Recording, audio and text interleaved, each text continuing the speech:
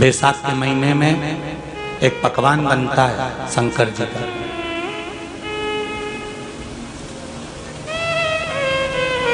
शिव जी के हाथ में त्रिशूल है, शिव जी के 3 नेत्र हैं, बेलपत्री में भी 3 बोलते जाओ पत्ती है। बैसाख के महीने में जो शंकर भगवान को प्रसाद का भोग लगता है उसमें भी 3 ही चीज मिलती है। सत्तू कोई दूसरे महीने में बनता है? जम के तो बोलो नहीं। कब बनता है?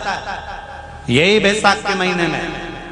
चने की दाल, गेहूं और जौ, इन तीनों को गलाकर सेक कर जो सत्तू तैयार होता है, इसी बैसाख के महीने में परशुराम जयंती के दिन या अमावस्या के दिन या पूर्णिमा के दिन शंकर भगवान को समर्पित होता है और भगवान विष्णु को समर्पित होता है।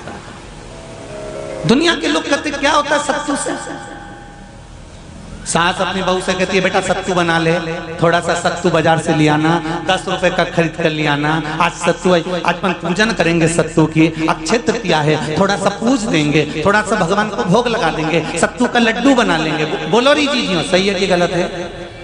बाजार में भी सत्तू मिलता है तो बच्चे कहते हैं, बहुएं कहती हैं कौन खाएगा, काय को ला रहे हो, सत्तू का क्या काम है? पर शिव महापुराण की कथा कहती है, स्कंद पुराण की कथा कहती है, जिस समय पर बैसाख के महीने की सुंदर अमावस्या का दिन था, उस दिन माता पार्वती शंकर भगवान के लिए जब पकवान बनाने के लिए बैठी, कुछ नहीं मिला, तब माता पार्वती ने 3 अनाज को लिया, एक चना, दूसरा गेहूं और तीसरा जो, इन तीनों को भींग रहे थे उसको लेकर आए गंगा जी में से, उसको सेक कर माता ने अंगीठी पर और उसका जो सत्तू बनाकर शिव को दिया। शंकर भगवान ने कह दिया सुन पार्वती, ये सत्तू नहीं, ये मेरी औषधि है। बैसाख के महीने में जो खाएगा वो जिंदगी भर रोएगा नहीं, शरीर से स्वस्थ हो। अब उसको लोगों ने हंसी खेल में ले लिया, सत्तू का क्या काम, मम्मी हम नहीं खाएंगे, बड़ा पूरा। शिव जी का एक एक चीज। बैसाख के महीने में पियो बेल, बेल मतलब समझ गए, बेल का रस। बैसाख के महीने में पियो बेल और शरीर को रखो ऑलिव बेल, शरीर बेकार नहीं होगा, शरीर बेकार नहीं हो सकता। अब शिव आराधना तो करो। हाँ, जिंदगी की मोड़ पर शंकर परीक्षा बहुत लेते हैं, बहुत परीक्षा।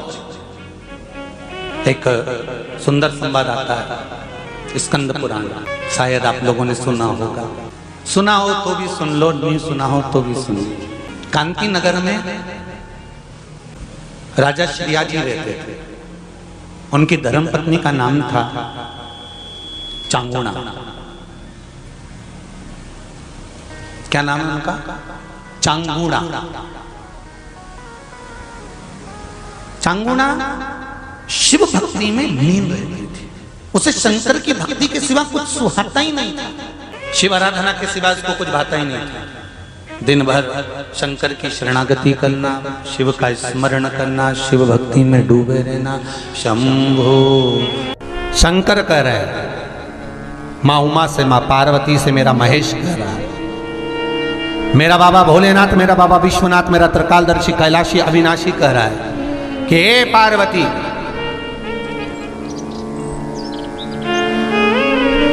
एक बीला, एक बेल जो मुझे समर्पित करता है, और समर्पित करने के बाद उस बेल की महत्वता देखिए, जो बैसाख महीने में बाबा शंकर को जो चढ़ाया जाता है और 1000 अश्वमेध यज्ञ का पुण्य फल हम प्राप्त कर लेते, मात्र एक फल चढ़ाकर, मात्र एक फल चढ़ाकर। हे पार्वती, संसार का मनुष्य जब मुझे वो बेलपत्र समर्पित कर, वो बेल का फल समर्पित करता है, पार्वती वो फल जो मुझे चढ़ता है, फिर मैं भले नर्मदा के जल से निकला हुआ कंकर शंकर क्यों ना हूं, फिर चाहे मैं गंगा के जल से निकला हुआ कंकर शंकर क्यों ना हूं, चाहे फिर मैं यमुना के जल से निकला हुआ कंकर शंकर क्यों ना हूं, चाहे मैं सरयू के जल से निकला हुआ कंकर शंकर क्यों ना हूं, चाहे मंदाकिनी के जल से निकला हुआ कंकर शंकर क्यों ना हूं।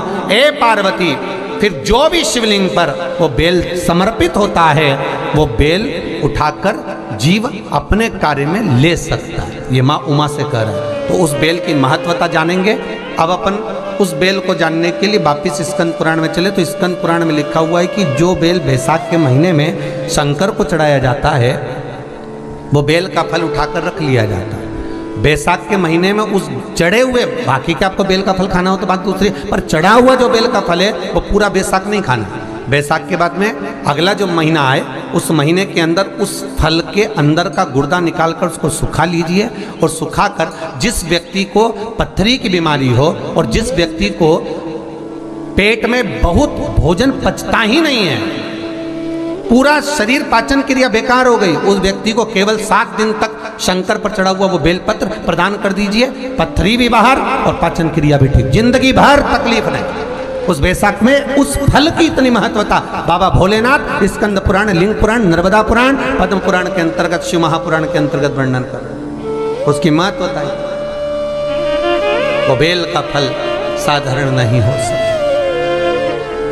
अब मंदार का जो पुष्प होता है, आंकड़े का जो फूल होता है, एक सफेद कलर का भी होता है और एक गुलाबी कलर का भी होता है। देखा है आप लोगों ने? बोलो, जम के बोलो, देखा है ना? गुलाबी कलर का जो पुष्प होता है वो आप मंदार का, आंकड़े का जो गुलाबी कलर का पुष्प होता है आप टीवी पे देख रहे होंगे। एक सफेद देख रहे होंगे, एक मंदार का गुलाबी फूल, नीला कलर का फूल देख रहे होंगे। जो नीला कलर का जो पुष्प होता है, गुलाबी कलर का जो आंकड़े का फूल होता है, प्रयास करना जब किसी विषम परिस्थिति में फंस गए, विषम परिस्थिति, जब आपको लग रहा है कि मुझे बहुत भय लग रहा है, कुछ बुरा होने वाला, आपको लग रहा है आज मेरी उल्टी आंख बहुत फड़क रही है, कुछ गड़बड़ होने वाला है, आपको लग रहा है मेरी सीधी आंख फड़क रही, कुछ गड़बड़ होने वाला है, तब केवल वो नीला जो गुलाबी पुष्प है मंदार का, उसको कहीं से लाकर शिवालय में अशोक सुंदरी वाली जगह पर स्पर्श कर कर शिवलिंग पर आप चढ़ा दीजिए। आपकी विषम परिस्थिति कैसी भी होगी वो रास्ता बनाकर बाहर निकल जाएगी। आपको फंसना नहीं, परेशान नहीं। मंदार आंकड़ा, सफेद आंकड़े का पुष्प भी भगवान शिव को समर्पित होकर, जैसे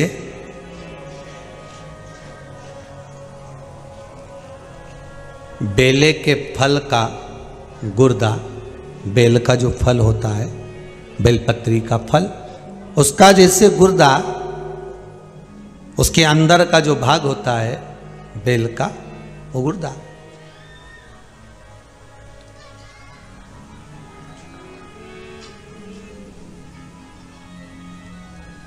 उसको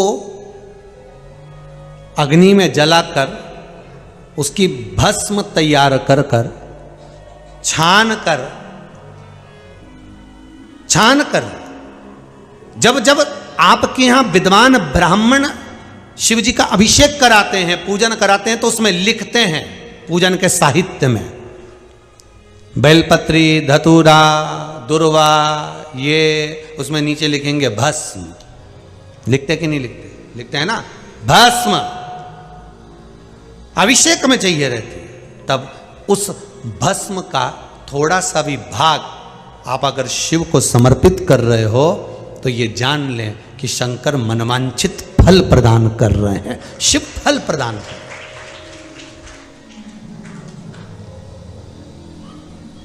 महाराज,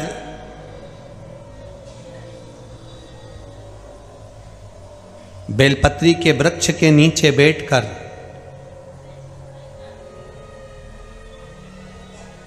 हाथ में एक बेलपत्र का पत्ता रखकर आप पंचाक्षर मंत्र नमः शिवाय, ओम नमः शिवाय या श्री शिवाय नमस्तुभ्यम या महामृत्युंजय मंत्र का स्मरण कर रहे हो, पर डंडी का भाग अपनी ओर, बेलपत्र की बीच वाली पत्ती का भाग बीच वाली उंगली की ओर रखकर अगर आप स्मरण कर रहे हैं और अपनी कामना कर कर बेलपत्री के वृक्ष के नीचे बैठकर उस पत्ते को सम्मुख रखकर बाबा से विनय कर कर एकांत में उस बेलपत्री के वृक्ष की छांव में, बेलपत्री के वृक्ष की छांव आप कामना कर कर उस पत्ते को शंकर भगवान के ऊपर समर्पित कर रहे हैं, तो ये जान कर रखें कि पार्वती और शिव का मिलन करवा रहे हैं और अपनी मनवांछित फल कामना पूर्ण करवा रहे हैं। क्योंकि शिव और पार्वती का जब मिलन होता है, शंकर पार्वती जब एक दूसरे के सम्मुख में होते हैं, शिव और पार्वती जब एक दूसरे के सामने अपने बच्चों के कारण एक दूसरे के सम्मुख में आते हैं, तो उनके चेहरे पर प्रसन्नता का भाव आ जाता है। फल, मनवांचित फल की कामना, आप जिस कामना के लिए कर रहे हैं, विवाह के लिए, नौकरी के लिए, सर्विस के लिए, व्यापार के लिए, रोग मुक्ति के लिए, आप जिस कामना से कर रहे हैं, ईश्वर महादेव, जो व्यक्ति पथभ्रष्ट हो जाए, जैसे मदिरा के नशे में पड़ गया, कहीं जुए में पड़ गया, कहीं मांसाहार में पड़ गया, कहीं व्यसन में पड़ गया, कहीं गलत काम में अगर कोई जा रहा है, तो श्रंभेश्वर महादेव के नाम से काली तिल भगवान शिव को समर्पित करी जाती है। महाराज काली तिल को वापस उठा कर ले आते हैं। उसी काली तिल को जो मदिरा का नशा करने वाला होता है या जो गलत व्यसन में डूबा हुआ होता है, उसको वो सुबह के समय अगर नहीं खाता तो भोजन के साथ उसको दिया जाए। श्रंभेश्वर महादेव, एक बेलपत्री का भी बहुत अच्छा प्रयोग है श्रंभेश्वर महादेव का।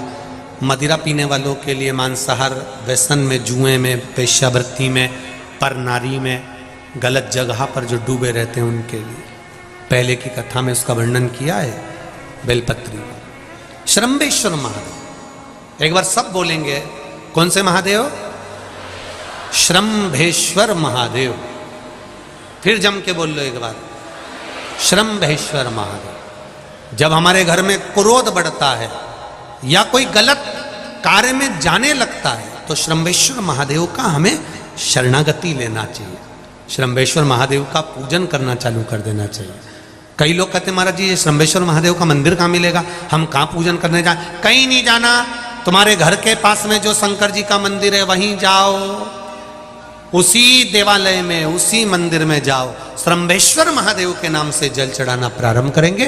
वो जल जो गलत संगत में पड़ा हुआ है उसका आचमन कराना प्रारंभ करेंगे, अपने आप उसकी धीरे धीरे बुद्धि सुधरना प्रारंभ हो जाएगी। ऐसा ये वीडियो आप लोगों को कैसी लगी है हमें कमेंट करके ज़रूर बताएं। वीडियो हमारी फुल वॉच करने के लिए आप सभी लोगों का बहुत बहुत धन्यवाद।